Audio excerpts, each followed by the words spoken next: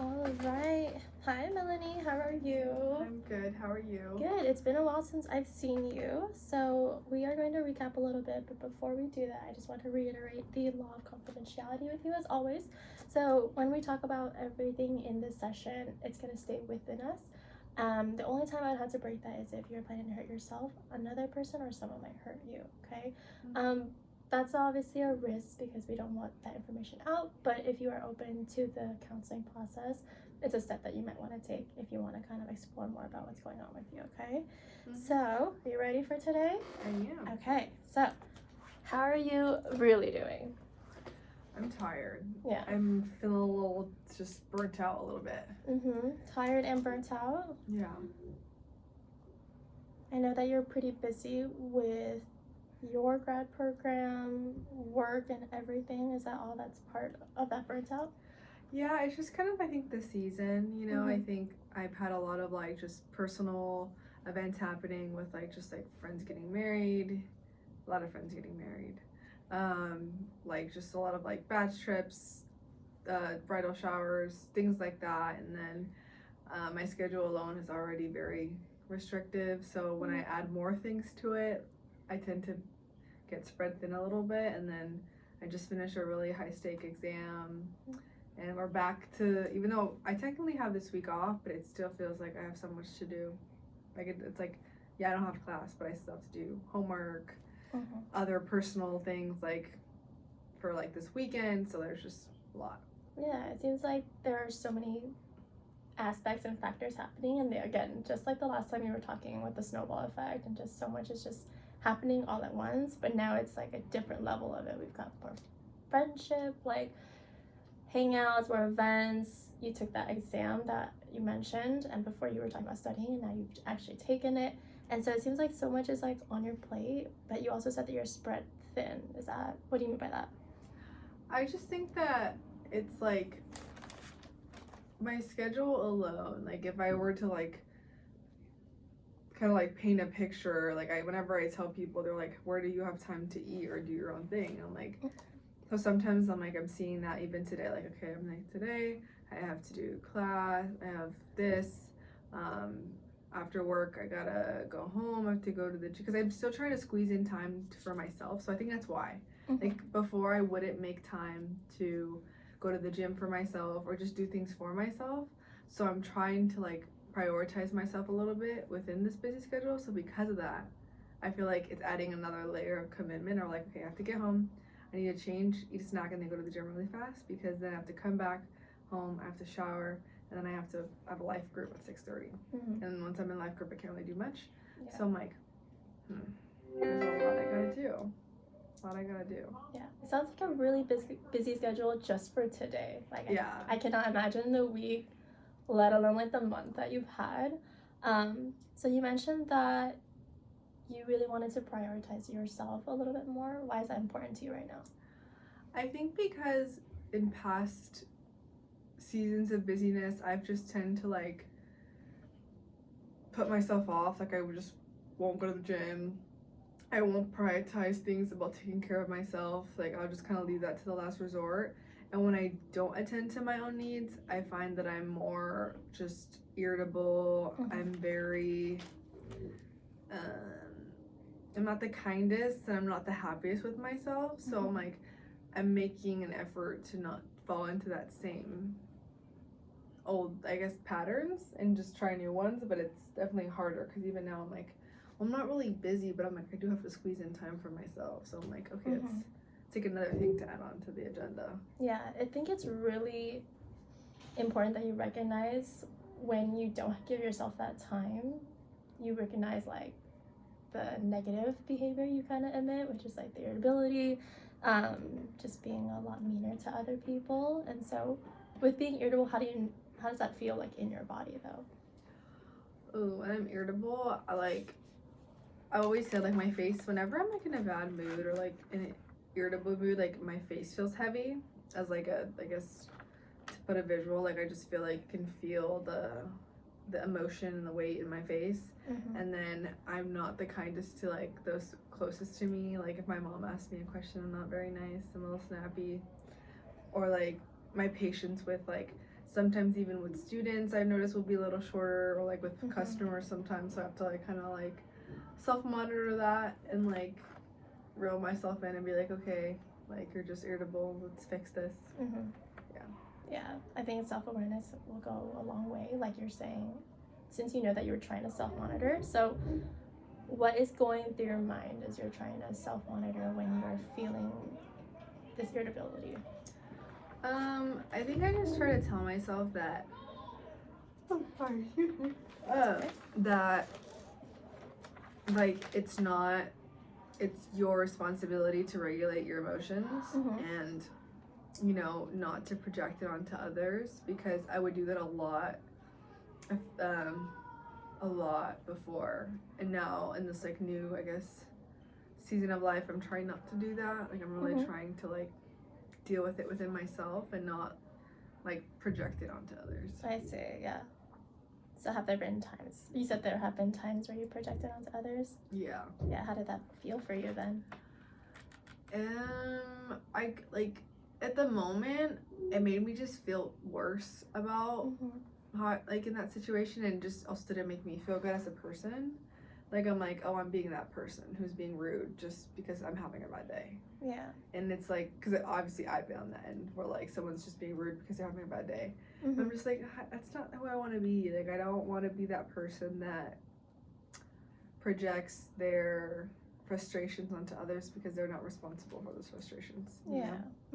I think being that person can be, we want to avoid that, right? And so you mentioned that that you could tell I'm a little tired. That was the first thing you mentioned, is being tired. So I understand. I know it's been a long day, and you have so much going on, you know.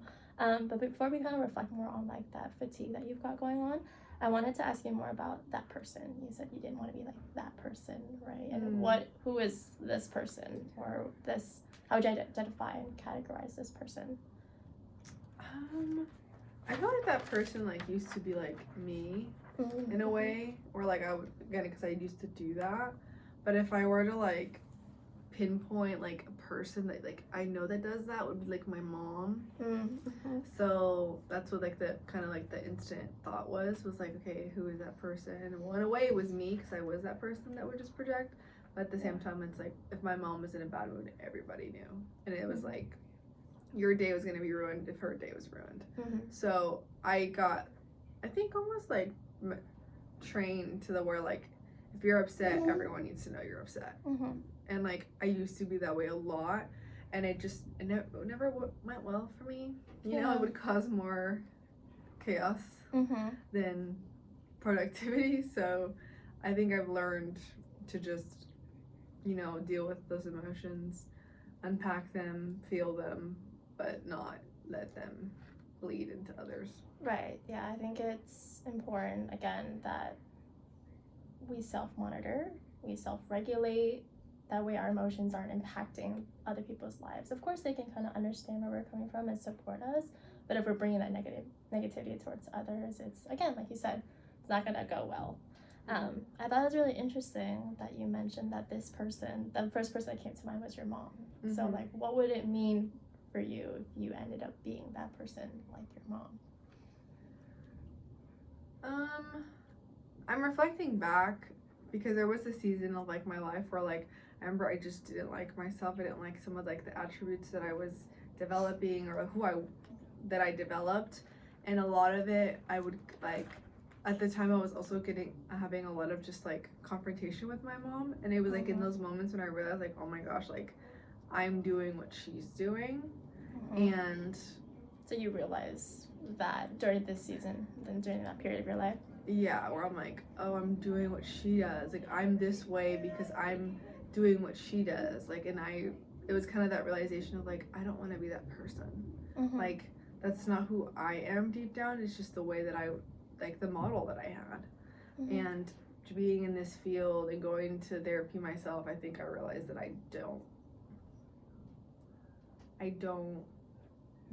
I want to be better, if that makes sense. Yeah. Being better, is that also being different from your mom then? Yeah, I guess I would say both. Yeah. Gotcha. I think mom and daughter relationships are very sensitive as well, and I think you mentioned like you're the youngest daughter, you know, so there's a lot on your plate, but a lot of eyes are also on you. But in the other sense, you said that your mom is like your model. Is that what you said? Yeah, like I come from like a single parent household, although like I did have a dad in my life until like I was like 7, but then he was spotty throughout there, and I haven't had a dad in my life since my early 20s. So my mom's kind of been like both the mom and dad figure, so a lot of my influence and just my personal makeup is because of her, you know? Actually, internal makeup, I guess. Yeah, so you're saying that a lot of who you are is your mom or is like your mom? Or... I would say is like, but I think now more than ever as an adult, I've definitely seen how different I am now from her. Because I do handle things and just see life in a completely different lens than she does. Yeah, tell me more about that. So this different lens, this different personality, but I guess the way that you learn to emotionally regulate and just other things that you see differently than your mom. Can you tell me more about that? Yeah, so my mom is a, I don't know, how old is she? She's almost 60, so she's in that, you know, stage of development.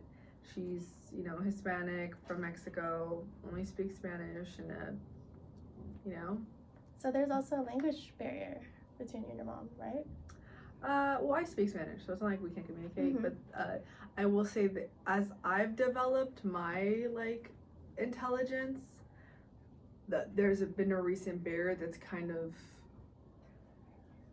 this is the first time I'm kind of, like, I guess, explaining it, like, the more that I've grown my knowledge and experience in life, I feel like we're no longer on the same page, so sometimes, like, I can speak the basics with her, but then when I try to explain or talk about more, I guess, bigger conceptual things, I lack the vocabulary to express that to her. I understand. So sometimes there is a language barrier there. Especially when you're trying to, like, help her through certain things or trying to explain, like, what you do for a living, too. Yeah, like, sometimes explaining what I do, she's like, so what is that technically? Because my position didn't exist in Mexico, you know? Like, it wasn't something that was a career. She knows the basic careers of, like, career doctors, policemen. Of course, yeah. Lawyer, like, stuff like that. Yeah, I can relate to that, too. I think I can speak my native tongue, but when it gets, like, that higher vocabulary, I'm like, I don't even know where to begin. Yeah, so like, I don't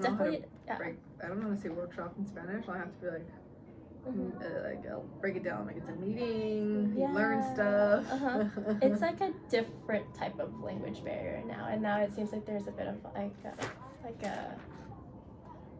gap, I guess, with emotional intelligence now with your mom. Is that what you would say? Yeah. Got it. That's the word it is. Like, our emotional intelligence are on different levels now, so there can sometimes be a disconnect there. Yeah. And I think that disconnect can kind of also lead to a little bit of trouble, like, within your relationship, too. But let's go back to a little bit ago where I asked those differences between you and your mom, right? That you've noticed as you've kind of, like, developed lately. So emotional intelligence is one. I would say our worldview's a little bit different, like, in the sense that, like, my mom is very traditional. She has a very traditional worldview, and almost like a realistic, borderline pessimistic worldview as well. Whereas I used to be very, like, pessimistic, but recently I've been more optimistic. I do still hold some traditional worldviews, and then I'm more realistic too sometimes. So, like, we have similarities, but our top ones are different. So sometimes when we have conversations, we'll clash. Like your strongest values clash? Yeah. Yeah, like what would you say are some examples of these clashes that you've had? Well, like, even in the past, like, when it comes to, like, dating, she's very traditional. I remember being, like, I was like 21 at the time and I had met someone. And then I was like, oh, I'm just going on a first date. And they're like, who are they? I'm like, well, I don't know. I just met them. That's what the first date is for. And she's like, well, I don't really want you to go on it. And I was like, well, how am I supposed to meet people and not go on dates? And it was all this whole thing. I'm like, no, like they need to be able to court you. Like, oh, like, okay, you can go, but you can only go for 2 hours. Like, I need you home before sunset. Mm-hmm. And it's like, I'm 20. I was like, in my head, I'm like, I'm 21. Like, I need to experience this. Like, I feel, you know, so like things like that are very different. I would say dating. Like, although I do hold traditional values, she's more on the extremist side of traditional. Mm-hmm. Whereas, like, I still hold it, but I'm, again, more optimistic. I'm able to hold two things at the same time and be more neutral about certain things. Got it. Yeah. But, That's really good insight. Do you think that you and your mom have a cultural barrier as well? Or, like, any cultural differences? I would say, yeah. Because she was born and raised in Mexico, so her whole development was based in another country with different cultures, customs, practices, and then she comes to the US, has children. I was born here, so I was split between two. Like, I would come home to a Mexican culture, but then I would be put into school, which was American. So like, I was split halfway, kind of. Yeah. Like, hopping between the two. Mm-hmm. And what was that like for you, I guess, growing up? I would say there was a lot of clashes again, like I said, because like certain like high school things she didn't understand, like how like my freshman year I wasn't allowed to go to football games because she didn't understand why I had to be out at 9 p.m. Mm-hmm. And I was like, Mom, like I'm not doing anything bad. We're literally just at the stadium. And she's like, no, I don't want you to go. I don't know who's going. Yeah. And it'd be like, you don't have to know who's going. It's just it's a school thing. It's a school pride thing. But even explaining school pride was a very big disconnect with her. Or was that a moment where like the language barrier played a role, or not quite?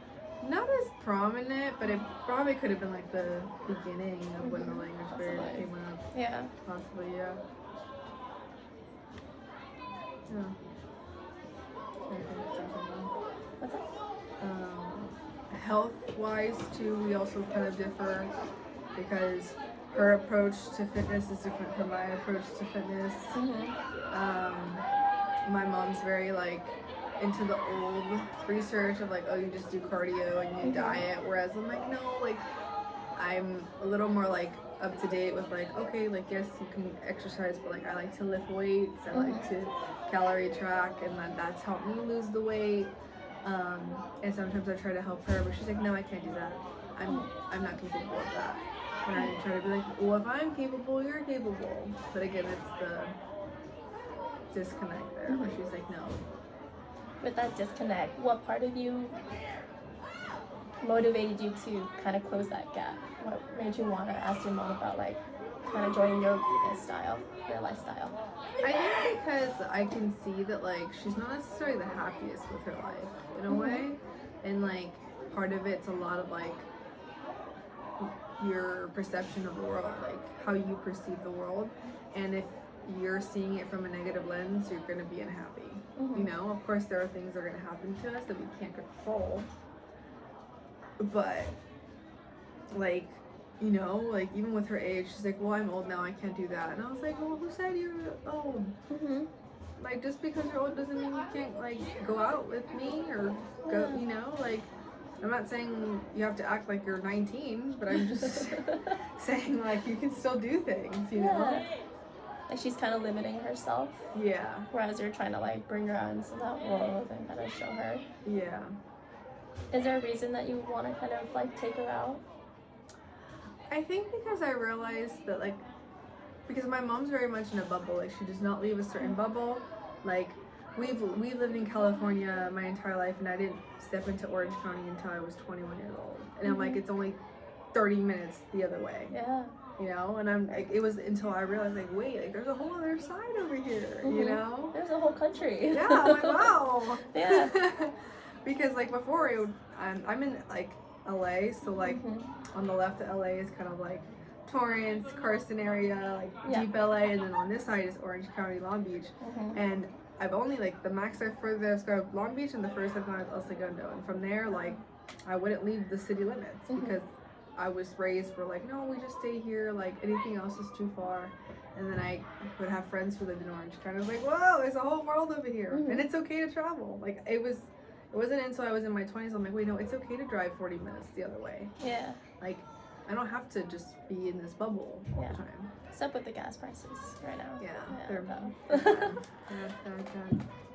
So I want to go back to, you mentioned that we're talking a lot about what your mom was like telling you about growing up and like the lifestyle that she kind of wanted in that household, right? With you, like, we're gonna stay here, this is our bubble, and that's just the way it is, right? So what was going through your mind when she was kind of telling you that growing up? I felt very restricted because I felt like it was almost wrong to want to leave where I was. Wrong. Or yeah, like sometimes even when I was allowed to finally go out to like Fullerton or just these different cities, and if I was out past a certain time, like I would have fear, like this anxiety. I'm like, oh my gosh, is that gonna happen? Like, should I be out right now? Like, oh my gosh, this is bad. But again, it's because I was told it was very sheltered in like the bubble. Whereas like, when I finally got out of the bubble, it's kind of like when people are like peeping their toes out and making sure it's okay to walk, and then you're like, okay, it's fine, and then you take another step, and you're like, oh, it's fine. So slowly and slowly I started to expand and be like, you know what, I don't have to stay in here. You know, I can travel, I can drive an hour, it'll be fine. Yeah. Everything will. It always ends up fine, right? Yeah. So now with you kind of exploring a lot more and kind of going outside of your little family bubble, what's it been like for you and your mom? We're good. I think she's like we've been in this stage for like a year or so now, where like she just knows that I'm gonna be out and about. You know, I'm in a grad school, I'm working 2 jobs, I have a church family in Orange County, so like I'm not gonna be like home all the time. So like, you know, it's she's understanding of it now. So like now if I'm not home, she's not as upset. Because before she would be really upset if I wasn't home. Yeah. So like we're in a pretty comfortable point where it's like she just knows. A lot more understanding now. But I think it's again because she's realizing that like, oh, this is normal. Like this is just the stage where she's at, and this is normal for this state of life that she's in. You know. Yeah. And how much does it mean a lot for you that she's kind of like understanding now? Yeah, cause like I think now as like I guess a full adult, I'm not or a young adult. I'm pretty much an adult. Yeah. It's nice to see how much she's grown, because it wasn't always like that, you know. Like now I'm at a point where I'm like, yeah, like I'm an adult. I can leave the house, I can come back to the house. You know, like I don't have to worry about any like tensions of not being home. Yeah, that tension is definitely something that would play a huge factor in like all the anxiety that you already have and everything else going on. So it must be a bit of a relief to not have to worry about that relationship you have with your mom impacting like everything you else have going on, right? Yeah. Yeah, and she's been understanding of like you being such a busy person, right? Which is kind of nice that that's one less thing that you have to worry about, and it must be a huge obstacle, I guess, to have come this far with your relationship with your mom. Yeah. Right? Yeah, because that's a huge change, you know, with cultural and the language too, but mainly cultural, and like having your daughter like leave the house and drive super far. And so I think it sounds like you've come a long way with your mom, you know? Yeah. Yeah. So you said that you did a lot of it by like taking like one step at a time. Yeah. Did you like test the waters with it, or were you trying to like, did you try to explain some of that to her? It was both. I think like in general, like I wasn't a very defiant kid. Like I was very much like that was the opposite of black sheep, the white sheep. Like I was very much like following the rules when I talked back. But I think there was a point where I realized that, like, well, I also want to be able to like live my life. So then eventually I would dabble, and like I would talk back, and I'd be like, well, I'm gonna do it, and like, why is this wrong? And I would try to explain it, but of course at the time, like I was probably like late teens, early 20s. So like, did I have the best like conflict resolution skills? Probably not. Yeah. You know, so it was trial and error. Of course, there was a lot of tension, a lot of verbal arguments. a lot of tears shed, but I think eventually, you know, I think she got it too. Like she I think in a way she went through her own like restructuring of her perspective of me, because for a long time she saw me as the baby, the child, like, you know. Yeah, absolutely. Like, I'm like, she doesn't know yet, like, you know, trying to protect me.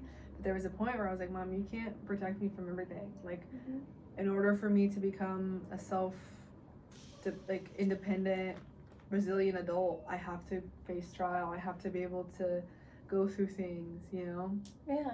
And eventually she got it. I think also what I think was hard for her too is that in a way she was raised in a traditional home. There was a mom and a dad. The dad had the final say. But then I don't think she even realized that like she ended up being mom and dad too. So she took on a masculine and a feminine role. Yeah. And then so what did she show her daughters? That a woman can do both. That a woman can be resilient. A woman can be independent. So in a way, like I remember us having a conversation like. It almost came back to bite her in the butt, because you're showing us that, you know, we can do it, we can be strong women, do it on our own, figure it out. But then you see us figuring it out, and then you're like, no, come back. You're like, no, this is what you taught us. Yeah. This is what you taught us to do. And so it seems like your mom and yourself, like all those arguments and like those tears, right? It seems like it has changed both of you, right? So how would you kind of perceive yourself now compared to, I guess, in high school, let's just say, for a timeline?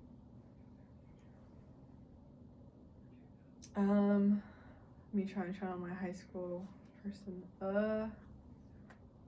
Very different. Even me a year ago, it's a completely different person. Like a truly different person. So, I would say now I'm definitely in a place of content and almost like I'm proud of where I am right now, because I've done a lot of healing, a lot of growth, a lot of accountability, and just confronting a lot of just poor decisions or poor regulating habits that I created. And like I think I'm definitely more confident in who I am now than I was even a year ago. Yeah, I can definitely see the confidence in you. Like the way you kind of talk in these sessions too is a very telling sign of how much of a strong like woman, independent, confident person you are. So yeah. Oh, that's awesome. That's really great to hear. And so how do you think your mom perceives you now? Because you said she used to see you as a baby, right? The baby of the family. So how do you think she sees you now?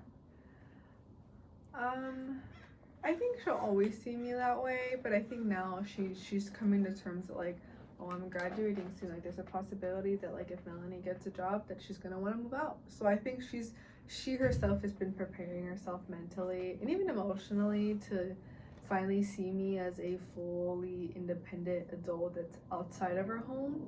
And I think that's a transition that within itself is going to be big for both of us.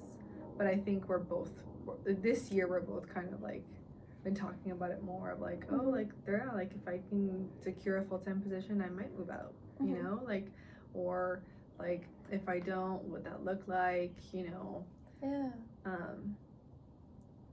I would say she definitely knows that I'm able now and like capable of doing things on my own. And that's a great, I guess, message that you've been able to kind of send with your mom through all the little things that you've done, whether it's like going to grad school, you know, graduating college and doing all these things, going out and kind of exploring the world for yourself and just showing her that you're capable versus trying to explain it. You know, I think actions kind of speak louder than words. And so maybe you've done just a really great job of that with your mom, you know.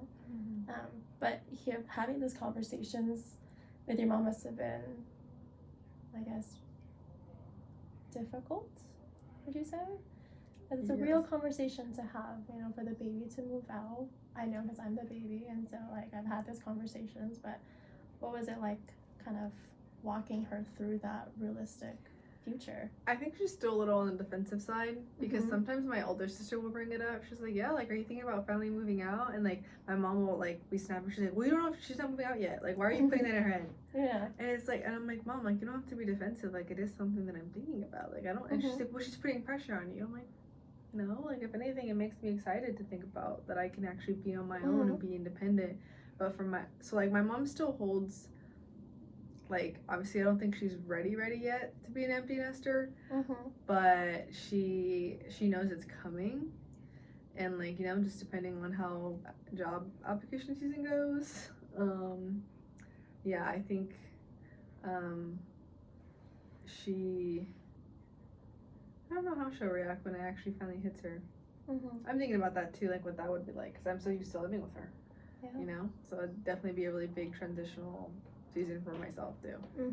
So it's a huge transition, full-time job, new grad, I guess, from graduate school, living on your own.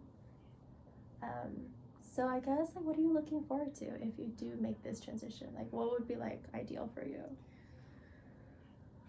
In an ideal world, I would love it for if I could secure a position somewhere in Orange County. Orange County is huge, so just like wherever. And eventually move closer to Orange County, and live with roommates, you know, because I probably can't afford to live by myself. And then, and then be able to just establish myself in a new city, be able to visit her when I can and come back. So like that would be my ideal situation. Like, I would love for that to happen. You know, will it? We don't know with this current economic climate. But yeah, I would say that. Yeah. Is there anything that you're looking forward to that you didn't get to mention? Maybe just being done with school. Yeah.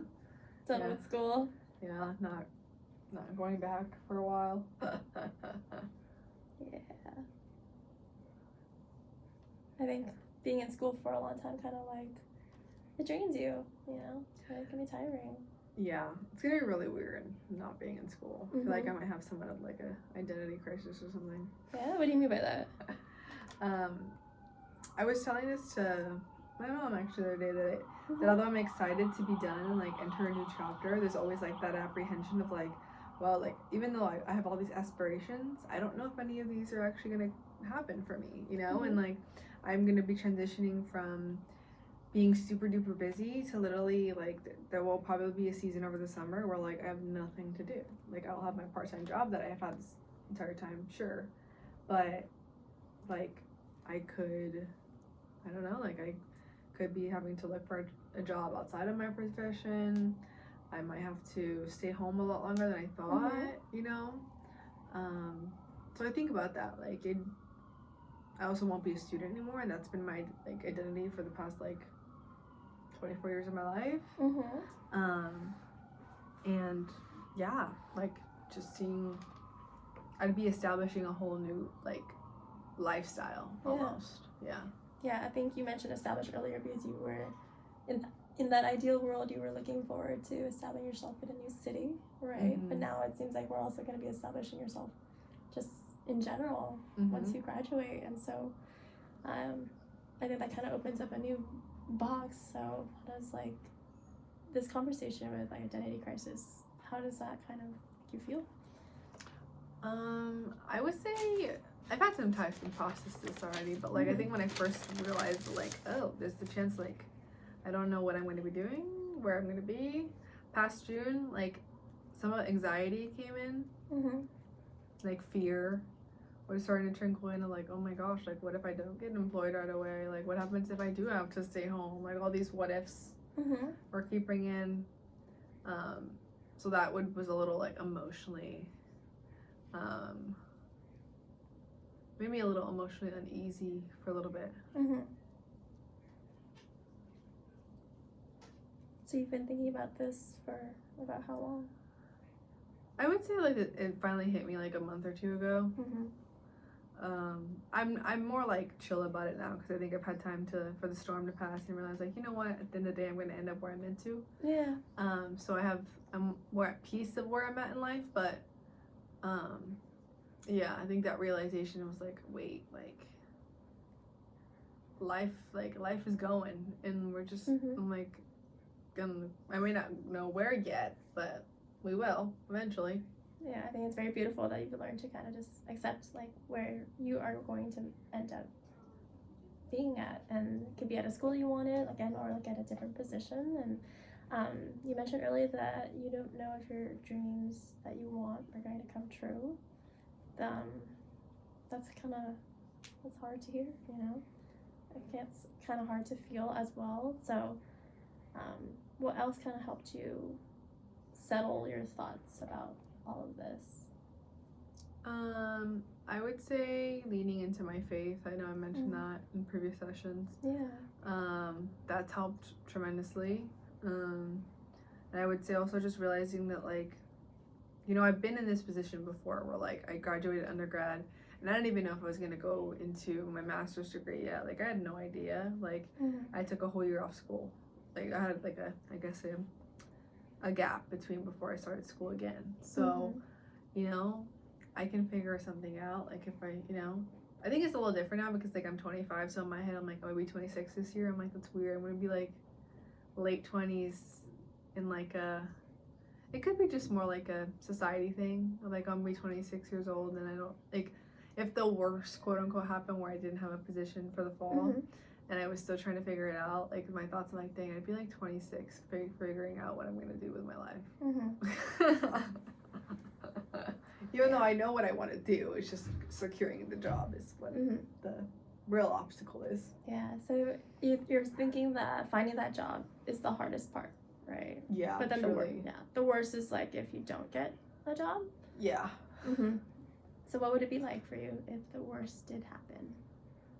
I feel like that's definitely something that I'd have to face when I get there. But if I were to put myself in the shoes now, I think I would go through some, like, emotional, like, disappointment and, like, have to, like, be like, man, like, I have to figure it out. Maybe some panic, probably, and some anxiety. But I think eventually, like, I just expand my search. I'd be like, okay, what education related fields can I work in? What can I do? Who do I know? Like, start looking outside of my network and branching out, and or even exploring, like, different positions, even if it's like aides or just something that will at least get me working within districts that maybe I want to work in. Yeah. You know, kind of get my foot in the door that way. But if not, like, if worse came to worse, then I just find another serving position and serve in the meantime, you know, to stay afloat. But I mean, I already, like, am able to financially sustain myself with just that one job at home, of course. But, you know, or just use the time to have a break and then figure it out from there, I guess. Yeah. I mean, that's just a thought, you know. It didn't have to be like a concrete plan, but just kind of help address that anxiety. Is like, what would be like the worst that would happen? Like, what could you do, right? And so, thank you for sharing. You know, I think it was a very vulnerable reality that you've kind of shared. And so, what other emotions do you feel underneath that anxiety with those thoughts? Underneath that anxiety and that fear?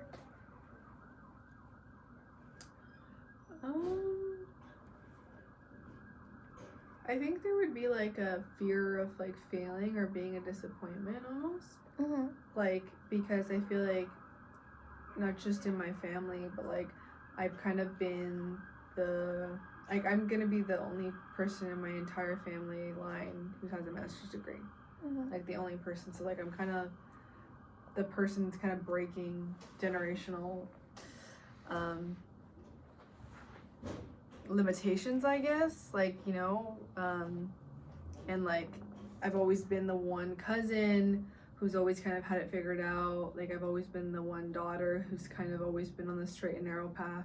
So, like, I think reaching a point of, like, no direction would be really disorienting for me. Like, if I had no idea what I was gonna do, if, like, everything wasn't working out, I'd be like, might even be going through some sort of, like, I think it's where the identity crisis would come in, of, like, That's wait, what I was I'm thinking. supposed to be a well-developed person who knows what their plan is for life. Like, that's probably what I would be, like, thinking. Yeah.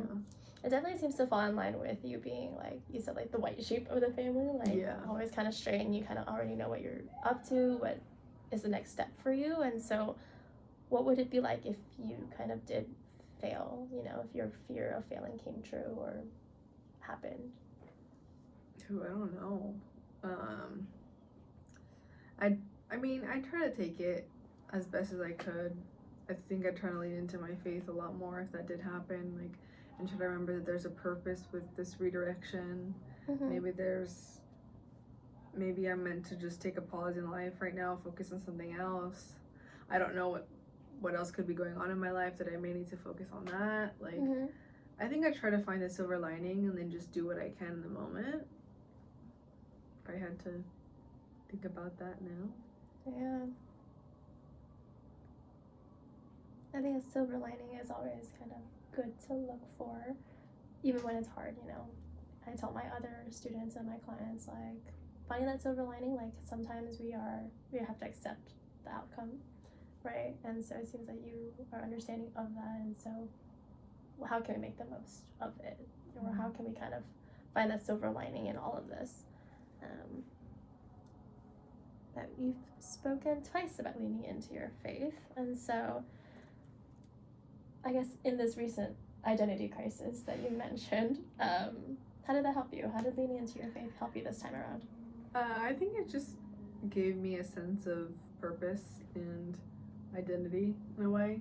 Like, it helped heal a lot of anxious and insecure wounds that I had and made me like a better person from it, truly.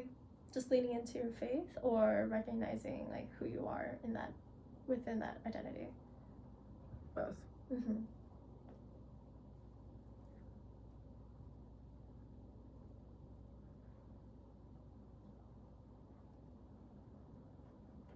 And then the other time, I guess, when you were leaning into your faith, like, how has that kind of helped you before?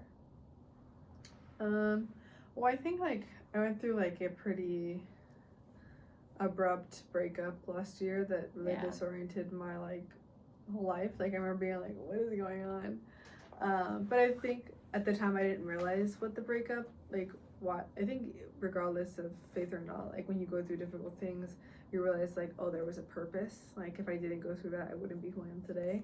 So like now I realize like if I didn't go through that breakup, I wouldn't be the person that I am now. Like, because reflecting back on that version of me, like, although she wasn't a bad person per se, she was still very anxious, still very insecure, wasn't the kindest person, you know, wasn't proud of who she was.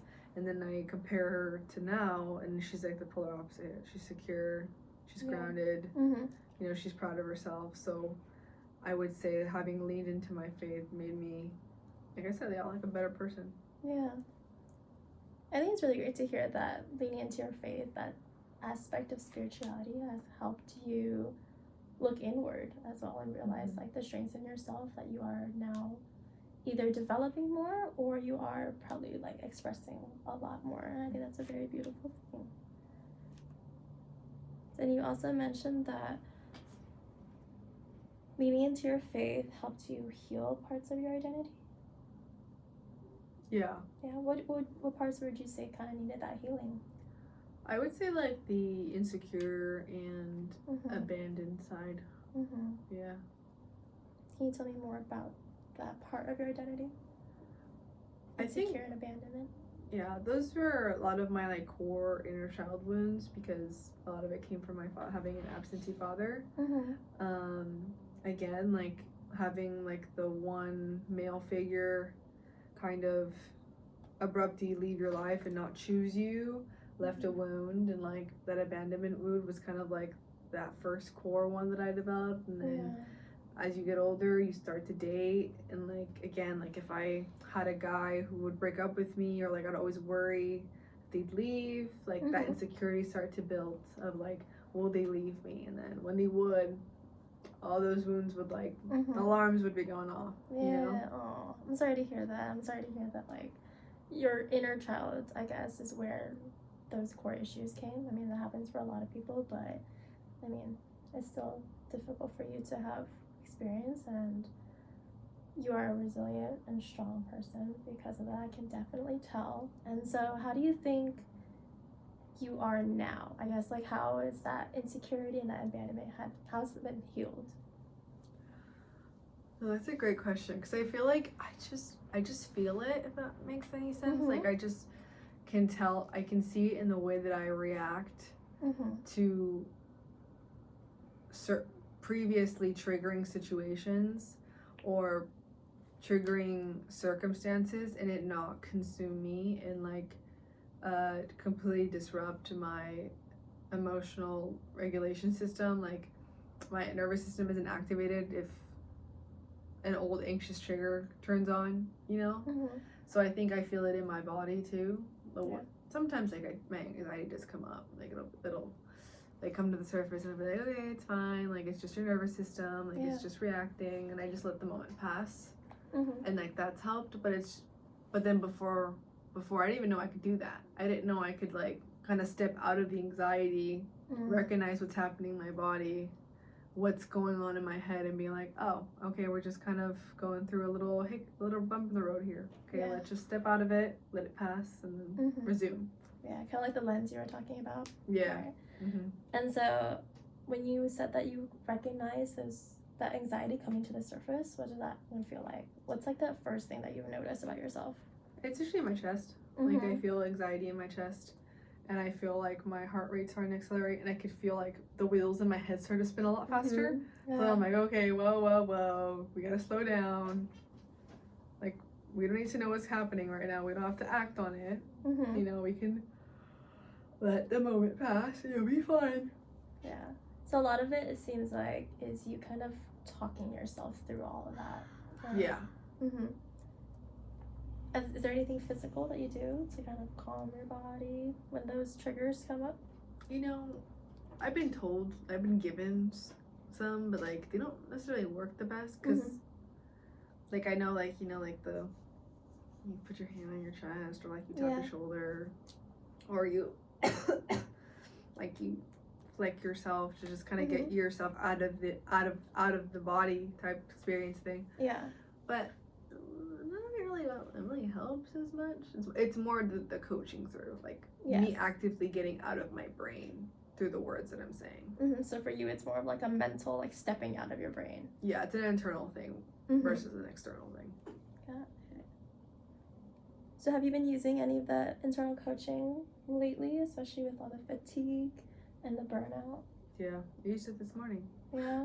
What was going on this morning? I just didn't want to get out of bed. I was in a really bad mood this morning because I just didn't sleep the best. And I was just like, I could just tell, like, you know, when you wake up in a bad mood, I'm like, I'm annoyed, I'm angry, I'm already frustrated, and I just got up. Yeah. So it was that mental coaching of like, okay, it's just, it was just a bad night's sleep. It's not going to be a bad day. Like, just, you know, my little quick morning prayers. Like, all right, we can do this. Give it to God. Let's keep going. Yeah, those positive affirmations. Yeah. Right? And eventually I got up, but yeah. And I'm learning that it's okay to battle, I think. Because before I was like, if I'm struggling with something for more than 2 seconds, I would be like, oh no, that means it's consuming me or it's going to be overwhelming. Yeah. It's like, no, like, I can be in the rut for a little bit. Doesn't mean I'm going to be in there. But being comfortable if I am in a slight rut, that eventually I'll get out. Yeah. Like, I'm not going to stay stuck. So it sounds like you're okay with letting your body and yourself feel the emotions and kind of let it pass. Is that what you're saying? Yeah. It's a new development because before I wouldn't do that. A new development. How did it kind of come to be? I think just, again, learning that suppressing or trying to fast forward through your emotions isn't helpful because I naturally run as a type A person. I like to be time efficient. I like to be quick. I like to get stuff done. So sometimes if I'm going through like a mental rut, sometimes I'm like, wait, I don't have time for this. So I'll try to like fast forward the process. Yeah. And I'm like, no, just slow down. Like allow yourself to linger in it. And it's helped because again, like I realized how I'm always 10 steps ahead. That if I happen to trip over step 3, I'm like tripping out, but I'm like, wait, I'm already 3 steps ahead, so it's okay if I take 2 seconds to breathe and then keep going. I think that's like anxiety kind of helping you, but also like holding you back because like the anxiety pushed you to get ahead, but then it's also causing you to freak out when you just took 1 step back. Yeah. You like took those extra steps forward, you know. Yeah. And so I think that's like catch one's like, what's it? Catch 120? Catch 120 Is that what it of is? anxiety, like, because anxiety causes me to overplan, but it also, because I'm freaking out about, like, what's going to happen, and then things kind of go to plan, you know? So anxiety is a very scary thing that we have to kind of learn to manage better, and I think that you do a really good job of recognizing when it comes up for you. I know you've come a long way with it too, and so it's definitely something that takes time to recognize within ourselves and find what strategies work best for us, right? Mm-hmm. So one more thing I wanted to ask. Oh, you said that you're a type A person. We talked about that in every session. So I guess what would it mean to you if you just didn't stay on top of everything one time? Oh, I don't know. I've never not. Yeah. We're also talking about, like, kind of giving yourself, like, that grace, right? Like, wait. Like, what would happen if You weren't on top of things. I mean, it wouldn't be the end of the world. Like, I know things get, like, people live in that, system a lot, you know? Just letting things be. But I think that it would be very unnatural for me to ever, like, not be on top of things, at least to a somewhat degree. But, like, I feel like it'd be okay. Like, sometimes I do it. Like, sometimes I won't open my laptop for 3 days. But that's also because I know that I'm ahead a week or two. So I do it with purpose. Like, I get 10 steps ahead, so then, like, I don't have to touch my laptop for 2 days or 3 days to allow myself to, like, still be present. I don't know. It's a tough question to answer because I've never not been this way. So. Do you think that being type A and all that anxiety is part of, like, that fear of failing? It could be. It could. It definitely could be. Yeah, probably. No, I haven't really thought about it that way, but I could see where the connection would be. Where do you see that connection for yourself? I don't really know how I developed into this person, to be honest. I'm trying to really think. I don't know. Yeah, we started today off with, like, your mom, you know, how you kind of developed into a different person than your mom. I mean, my mom's kind of on top of things, for the most part. Maybe her. Not my dad. I think also just seeing from my sister's example of, like, a lot of the stuff that they have in life was delayed for them. And not that it's a bad thing, everyone has their own course, but I think in my head I was like, oh, well, if I want to get ahead and, like, be successful earlier than them, I have to make sure I get all these things done now and not wait. That makes sense. I think so, but do you want to elaborate a little bit more? I don't know. I'm, like, never really, like, fully thought about it before today. Yeah, I really don't know where this type A energy came from. Just kind of happened. Yeah. I think. I mean, it could just be a part of yourself, but it could be, like, an internal, like, dialogue that you have with yourself, right? Like, you're saying, like, if I want to get ahead, like, I have to do this. I can't, like, this can't wait. We have to, like, get ahead. And so that could be a part of, you know, all that burnout you're feeling. You know, I know you kind of get ahead to give yourself a break down the line, but maybe anxiety too. Like, I think of, like, the Inside Out movie, like the second one, like how, like, she had to plan everything out and she was just so, like, quick. So in a way, it could be remnants of just, like, that high anxious state that I have been in for a long time. That is just kind of causes you to keep, like, being a go and possibly, yeah, organized and everything. Possibly. I don't know. All right, I think we are out of time. Yeah. Well, thank you, Melanie, for meeting with me. Again, everything stays between us, and so hopefully I get to see you next time. Yeah, thank you. Sure. Yes. Cool. Oh.